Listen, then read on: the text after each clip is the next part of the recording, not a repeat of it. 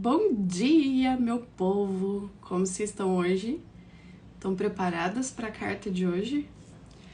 Hoje a gente vai falar do diabo.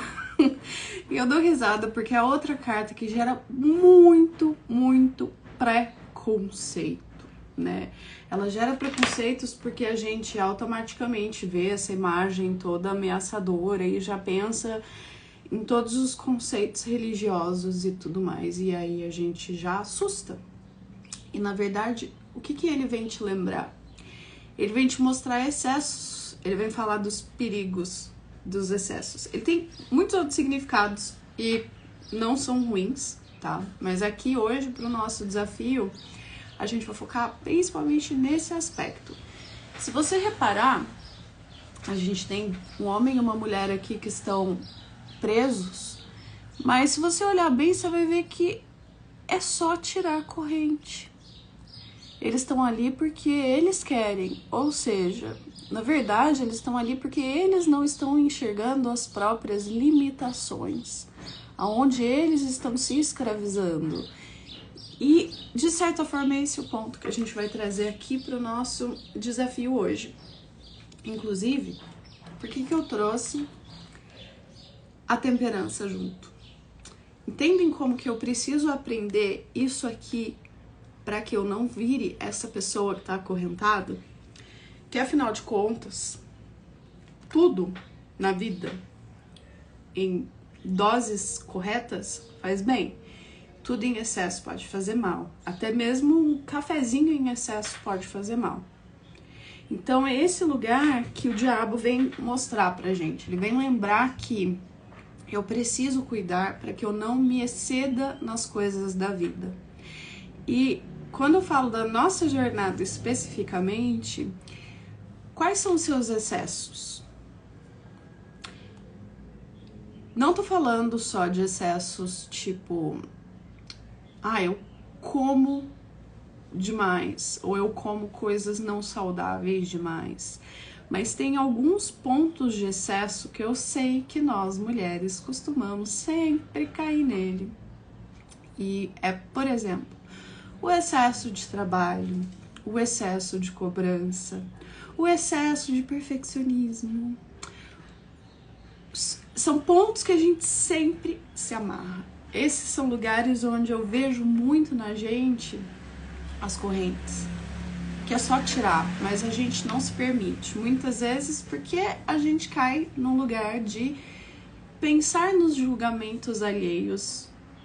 E aí eu acabo me julgando antes mesmo de saber se as pessoas ao meu redor vão fazer isso, e aí eu me sobrecarrego.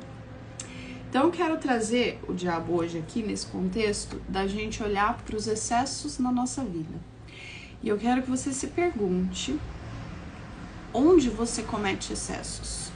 Onde você tá, de certa forma, se escravizando por escolha? Ou por falta de uma escolha? Por falta de dizer não, por falta de compartilhar, por falta de dizer que você precisa de ajuda. Porque também a gente cai nesse lugar, né, de se eu falar que eu preciso de ajuda, vão achar que eu não sou boa o bastante. Vão achar que eu sou preguiçosa. Você vê como eu caio sempre no julgamento? E o que é um julgamento? O julgamento, na verdade, é uma opinião sem dono. Pensa só. Se alguém diz, se você mesmo se diz, ou alguém te diz, né? Nossa, você é desleixada. Você não... Bom dia, Debs. Você é desleixada. Você não arrumou a casa. Você é desleixada. Na opinião de quem? Se eu completo as lacunas que estão ocultas aí, digo, vamos supor que foi o marido que falou isso. E falo, eu acho que você é desleixada. Eu já vou lidar com isso de uma forma diferente.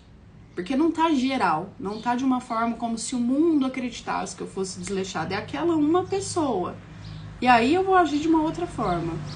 Se for alguém com quem eu me importo, ou se for alguém que, por exemplo, eu também percebo desleixo na pessoa, geralmente eu vou argumentar, né? Vou falar, não, mas ó, você também. Isso. Percebe como muda o prisma da coisa? Só de eu completar de quem seria essa opinião? Então, primeiro ponto, pensa aí na sua vida, onde é que você está cometendo excessos e que tipo de excessos são esses? Não só nesse ponto ali, como eu digo, quando a gente olha a carta do diabo e fala excessos, a pessoa vai pensar, né, em vícios e coisas, né, tipo, excessos muito grandes, mas a gente comete pequenos excessos todos os dias e são esses que se acumulam para deixar a gente num lugar de esgotamento físico, esgotamento mental, esgotamento emocional, de não conseguir fazer nada com a minha vida e falar, meu Deus, eu não aguento, e aí eu caio lá naquele lugar da vítima, sabe? Então, hoje o que você vai fazer? Observar os seus excessos. Onde o tem o que aparece na sua vida. Esse é um ótimo norte. Eu tenho que dar conta da casa, eu tenho que fazer isso daqui por, sei lá, pelo meu marido, eu tenho que fazer tal coisa no trabalho. E aí começa a questionar, você realmente tem que, ou você tá com medo de tomar uma atitude em relação a isso e ser julgada? E se cair no julgamento, você vai fazer, primeiro ponto é esse que eu te digo, que eu te disse. Quem que tá faltando aqui nessa frase? Né? Então, se alguém diz, nossa, você é muito preguiçoso, que é uma coisa que eu escuto direto, um medo que vem muito associado ao descansar. Quantas mulheres não se permitem uma pausa, porque, não, se eu parar, nossa, vão achar que eu sou preguiçosa. Quem? Primeira coisa que você vai se perguntar, né? Quem vai achar que eu sou preguiçosa? E aí na próxima, depois dessa pergunta, você pode se perguntar aí, tipo, eu me importo se essa pessoa me achar preguiçosa? O que isso vai mudar na minha vida? Se a pessoa tiver essa opinião ao meu respeito, que é um ponto que a gente esquece. Geralmente, eu não faço por medo do julgamento, só que se a pessoa me julgar, no fim das contas, quando eu sou julgada, é difícil que eu me afete. A gente se afeta com coisas grandes. Por exemplo, se você é mãe e você é julgada como... Você pensa, não vão achar que eu sou uma péssima mãe. É um ponto que vai pegar no ego. A gente sabe que faz o melhor que pode para ser uma mãe perfeita, por mais que eu não goste dessa palavra, né? Mas a gente sempre tá buscando ser aquela melhor mãe possível para os nossos filhos. E alguém apontar o dedo e dizer, você não tá sendo uma boa mãe... É uma coisa que geralmente fere. E aí, ok, você não está sendo uma boa mãe. Em relação a quem? De acordo com quem? Preenche sempre essa lacuna que você vai conseguir entender de onde está vindo esse julgamento. Ele deixa de ser um julgamento, ele passa a ser uma opinião. E lidar com opiniões é mais fácil do que lidar com julgamentos. Justamente porque o julgamento é tão generalizado que eu interpreto como se fosse o mundo inteiro contra mim. E, cara, é gente pra caramba no mundo. Aí eu não vou conseguir fazer nada mesmo. Mas se é uma pessoa, é mais fácil resolver, é mais fácil argumentar. E aí, depois que você mapear esses excessos, os tem que estão te travando hoje, que estão te limitando, eu quero que você se faça 4 perguntinhas. Se você quiser, você pode pegar papel e caneta e anotar aí agora. Primeira pergunta. E a resposta para ela só pode ser sim ou não. Acabou. Não tem como você argumentar, não tem sim, mas, não. É sim ou não e ponto. Você vai pegar aquele julgamento, aquele pensamento que você teve, né? Então, por exemplo, eu tenho que dar conta da casa todos os dias. Isso é verdade? Sim ou não? Só não quero saber mais porque não, só sim ou não. Você tem que dar conta da casa todo santo dia, 100% dos dias da sua vida? Sim ou não? Você já sabe a resposta, né? Aí você vai pra segunda. Você pode saber com certeza absoluta que isso é verdade? Sim ou não? Você também já sabe a resposta. Aí você vai pra terceira. Como você reage ou o que acontece com você quando você acredita nesse pensamento?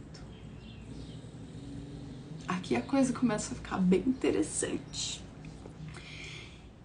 Depois que você se responder, e de novo, lembra, não tem certo ou errado, responda com sinceridade, porque é só você com você mesma, e assim você vai conseguir dar passos nesse lugar. Quarta pergunta. quem ou o que você seria sem esse pensamento. Então, vou te dar um exemplo comparando 2 pontos aqui bem óbvios para você conseguir perceber o tanto que essas perguntinhas ajudam. Eu tenho que dar conta da casa e eu respiro. Isso é verdade? Sim ou não? Eu respiro. É verdade, incontestável.